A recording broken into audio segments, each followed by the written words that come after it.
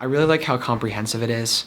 It covers a surprisingly broad range of stuff in construction. I mean, we start out in level 1, we even use excavation, so we do heavy machinery, and then by the end of your level 3 year, you're doing trim work. So you really go through so much, and I think just having the practical knowledge, just knowing a little bit of how to do everything makes my life easier, honestly. Like, even as a high school student, I've been able to practically apply it.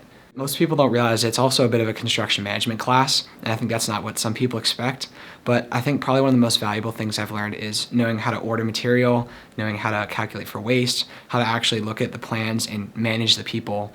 So I'd say that's probably one of the more surprising things I learned, but it's very useful because you always need someone that knows exactly what they're doing. The really big project is we build tiny houses, cabins, which is really cool because it takes you through this process of building a house. Obviously, we can fit it inside, which is nice during the winter months, and then we actually sell them to make money for the program.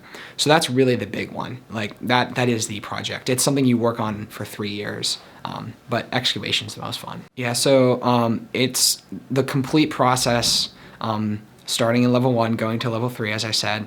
You start out with site layout work, so you're out there with transit, you transition into excavation. I'm a TA, so right now I'm TAing a level 1 class. They're doing masonry right now. So the course follows the process that you would take on a timeline for a house. So you start with site layout and you end with trim, which is how you do it in real life. So it is very comprehensive. The second half of level 1 is mostly framing stuff, so putting up walls and all that. By the time you get to level 2, you're doing sheathing, you're doing siding, you're doing flashing, roofing, that's a big one. And then level 3 is your plumbing, your electrical, some of the more technical stuff that you want to be a little more experienced with. But it really just follows the timeline of building a house, which is really cool.